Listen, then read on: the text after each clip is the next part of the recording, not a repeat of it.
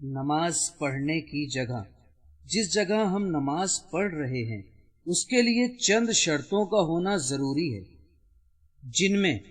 مباح ہونا، بغیر حرکت کے ہونا، پاک ہونا، جگہ کا برابر ہونا، تنگ یا چھوٹی نہ ہونا۔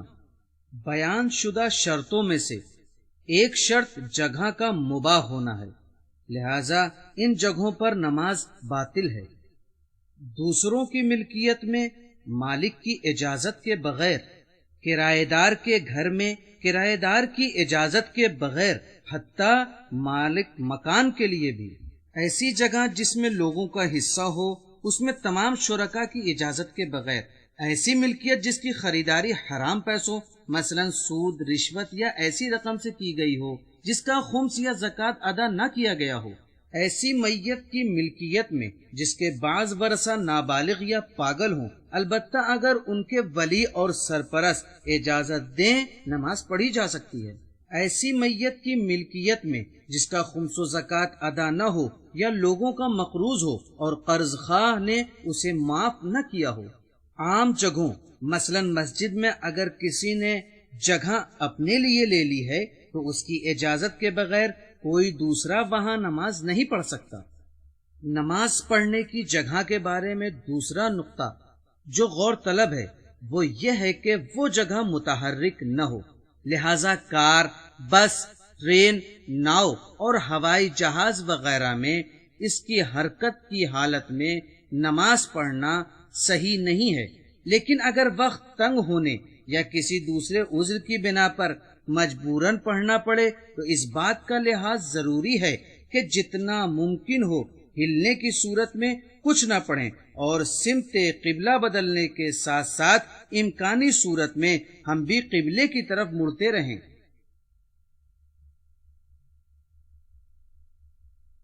نماز پڑھنے کی جگہ پاک ہونی چاہیے، اور اگر نجس ہو تو اس کی نجاست ہمارے بدن یا لباس میں سرایت نہ کرے۔ البتہ جس جگہ پر پیشانی رکھی جاتی ہے وہ ہر طرح کی نجاست سے پاک ہونی چاہیے، چاہے وہ سرایت بھی نہ کرے۔ نماز پڑھنے کی جگہ کا برابر ہونا ضروری ہے، یعنی جس جگہ ہم پیشانی رکھ رہے ہیں وہ جگہ انگوٹھے ٹیکنے یا گھٹنا رکھنے کی جگہ سے 4 انگل سے زیادہ اوپر یا نیچے نہ ہو۔ اسی طرح احتیاط یہ ہے کہ عورت کو مرد سے پیچھے اس طرح ہٹ کر نماز پڑھنا چاہیے کہ اس کے سجدے کی جگہ مرد کے کھڑے ہونے کی جگہ سے کچھ پیچھے ہو، چاہے وہ دونوں آپس میں محرم ہی کیوں نہ ہوں۔ البتہ اگر عورت اور مرد کے درمیان زیادہ فاصلہ ہو یا ان کے درمیان کوئی رکاوٹ مثلا دیوار یا پردہ ہو تو ایسی صورت میں عورت کے آگے کھڑے ہونے میں کوئی حرج نہیں ہے۔ اہل بیت علیہم السلام کے روضہ مقدس میں نماز پڑھنا مستحب ہے، بلکہ عام مسجدوں سے بہتر ہے۔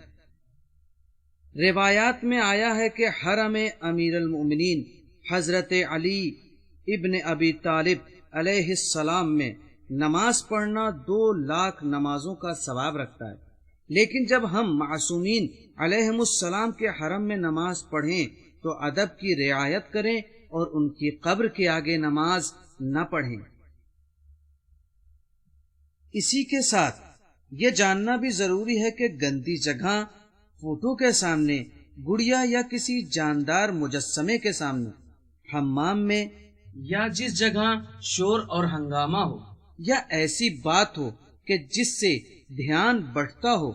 وہاں نیز قبرستان میں اور ایسے گھر میں جس میں غیر شکاری کتے رہتے ہوں نماز پڑھنا مکروہ ہے۔